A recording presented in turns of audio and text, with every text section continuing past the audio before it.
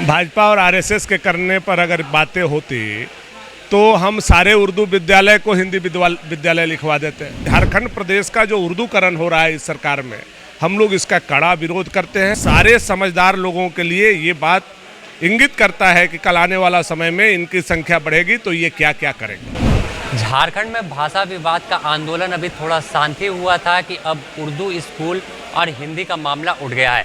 इस पर हमारे साथ बात करने को मौजूद है भवनाथपुर विधायक भानु प्रताप शाही। इरफान अंसारी आरोप लगा रहे हैं कि भाजपा और आरएसएस के कहने पर इस तरह का कार्य किया जा रहा है। भाजपा और आरएसएस के करने पर अगर बातें होती तो हम सारे उर्दू विद्यालय को हिंदी विद्यालय लिखवा देते, सारे जो इनके मदरसे हैं उसको हिंदी विद्यालय बनवा देते। तो ये तो पता ही चल रहा है पब्लिक को कि किसके कहने पर जो सरकारी विद्यालय है वो उर्दू विद्यालय बन गए। उसको प्रत्यक्ष अप्रत्यक्ष कहीं ना कहीं सरकार या सरकार के जनप्रतिनिधियों से सहयोग मिल रहा है। और ये झारखंड प्रदेश का जो उर्दूकरण हो रहा है इस सरकार में, हम लोग इसका कड़ा विरोध करते हैं। सड़क पे भी करेंगे, सदन में भी करेंगे और सरकार को मजबूर करेंगे।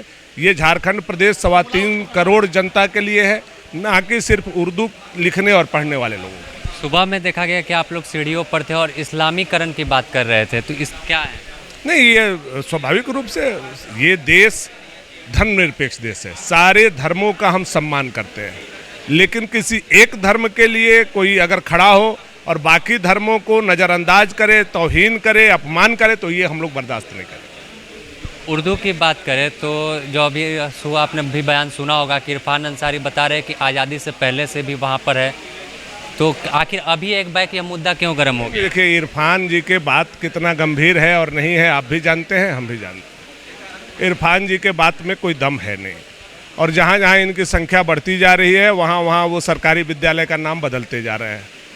अगर सरकारी विद्यालय उर्दू विद्यालय है तो उसका कोई प्रमाण होगा, उसका कोई दस्तावेज होगा। अब आपके पास दस्तावेज नहीं है, आपके पास प्रमाण नहीं है, और आप ज़बरदस्ती अपने मुंह से कह रहे हैं कि यहाँ 75% संख्या हो गया तो ये उर्दू विद्यालय हो गया। ये बहुत दुखद है, अलार्मिंग सिचुएशन है, और सारे समझदार लोगों के लिए ये बात इंगित करता है कि कल आने वाला समय में इनकी संख्या बढ़ेगी तो ये क्या क्या करेंगे। तो जब आप लोग की सरकार थी उस वक्त इस मुद्दा को क्यों नहीं और नाम क्यों नहीं हटाया? देखिए, हम लोगों के समय में छुप छुपा करके अगर कहीं किया जा रहा होगा तो अलग बात है। अब क्या है कि इस सरकार में उनका हौसला बढ़ा है, जनप्रतिनिधियों का बैकअप उनको मिला है, इरफान जैसे लोगों का, तो स्वाभाविक रूप से वो और ज़्यादा उत्तेजित होकर के बाहर आकर के इन चीज़ों को प्रदर्शित कर रहे हैं। यह बहुत गलत है। इन चीज़ों पर रोक लगनी चाहिए, और जो सरकारी विद्यालय है वो सरकारी विद्यालय रहने चाहिए। गढ़वा जिले में भी देखा गया था कि प्रार्थना बदली कर दिया गया था। हम लोगों ने उसका प्रोटेस्ट किया, विरोध किया, शिक्षा मंत्री के यहाँ जाकर के आपत्ति दर्ज किया, और बाद में प्रार्थना वहाँ बदलवाने का काम किया, प्रार्थना के तरीकों को बदलवाने का काम। जहाँ भी जानकारी होगी हम लोग इसके लिए लड़ेंगे। यह थे भानु प्रताप शाही, जो भाजपा विधायक है। इन्होंने कहा कि जिस तरह से हिंदी स्कूलों को उर्दू के नाम से चलाया जा रहा है और शुक्रवार को बंद किया जा रहा है, इन सब मुद्दों पर भाजपा हमेशा से सवाल करती आई है, और शिक्षा मंत्री से भी इस मामले पर इन्होंने ज्ञापन दिया है, और सारे चीज़ों को जो संविधान के हिसाब से हो, कानून के हिसाब से, उससे संचालित करने का आह्वान किया है। इन्होंने इरफान अंसारी पर भी कड़ा प्रहार किया है। और भी अपडेट पाने के लिए आप बने रहें द न्यूज़ पोस्ट के साथ।